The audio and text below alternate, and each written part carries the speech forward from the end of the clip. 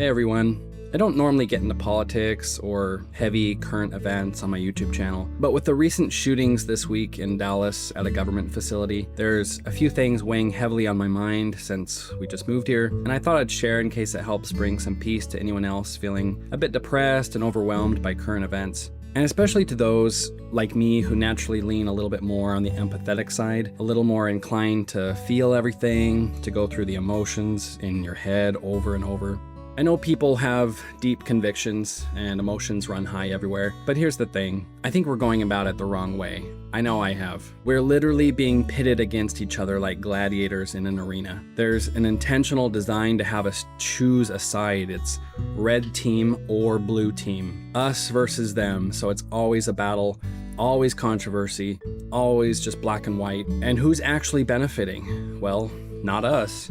The truth is, this world can be a horrible place. We all know that. I know I've read or seen things online recently, and increasingly, that make me want to go live on another planet, and I've felt a tangible change in my soul, how I see the world, and it's made me feel kind of discouraged and hopeless, to be honest.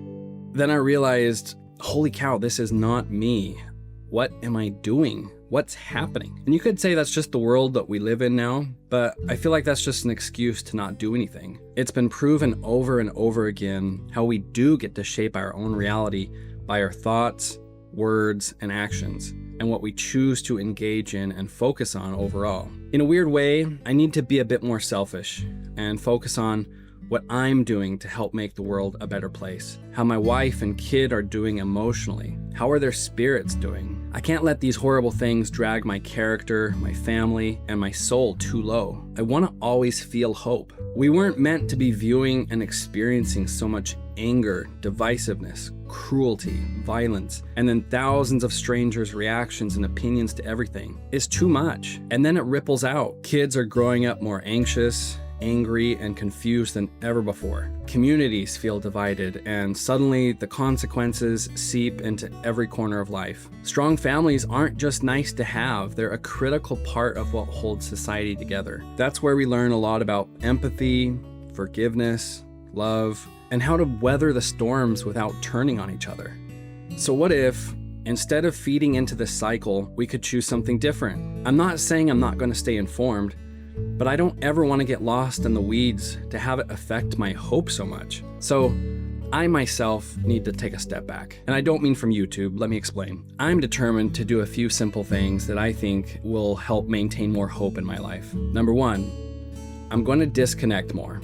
And when I am on social media, I'm going to avoid those endless social media rabbit holes where it's just fighting and bickering. My wife and I have already begun to delete some apps that are just feeding into this more and more due to the algorithms in place. And in other places, we're sending feedback that we don't like this type of content, and it does slowly help. Number two, I'm going to spend more time with my wife and kid throughout the day, playing the games Daden wants to play, going on more dates with Daisy. I'm going to plan that weekend family trip that I've been putting off. I want to keep building a stronger family unit. Number three, I'm going to let go more. If someone's being argumentative, stoking the fire in the comments or on a post, it's probably best to not even engage. And I'm definitely guilty of this. Unfortunately, it's kind of counterintuitive because fighting, drama, arguments, harsh words, they're all kind of rewarded on social media. You drop a hot, controversial take and boom, more likes, more views, more shares, more eyeballs. The algorithm eats it up like candy. And again, who wins? Not us, but rather big companies swimming in ad revenue while we end up angrier, more frustrated, more depressed about the state of everything. Number four, I want to get out into nature even more, really feel it with my senses. It's grounding in a way that nothing else is for me. Gonna hike more trails, sit by the lake, and be more present throughout. That peace is a reset button for the soul. Number five, I'm gonna choose to laugh more. Laughing is one of the best ways to feel better quickly, to feel a lift in spirits. Whether it's choosing entertainment that's more comedic, laughing and playing with Dalen, or sharing funny stories with Daisy on our drive home every day. Number six, I'm gonna reconnect better with the divine. I believe in a higher power. I believe in the power of stating, writing, and feeling gratitude and intentionally asking for specific help with specific issues, and that it has the power to manifest more and more in our lives because of those conscious actions. Now, is my little list here gonna solve all my problems? No, of course not, but I think they're gonna help me personally with the things I've talked about today. I'm sure your list would look different and more tailored to you. At the end of the day, I wanna remember, we're all human beings. That means we're on the same team. The person with the opposing view, they're just another human wrestling with their own problems, heartaches, stressful days at work, fears about the future. We have way more in common than the things that divide us. We all want safety for our families, a sense of belonging, a sense of improving, stability, peace, love, happiness. I'm not saying don't have your own beliefs. Hold them close. I know they're important. If you feel a need, stand up peacefully for what you think is right, in conversations with friends, in voting booths, in quiet acts of kindness. But just because we can argue online doesn't mean we should. It doesn't mean it's good for our souls and for society. It actually erodes us little by little.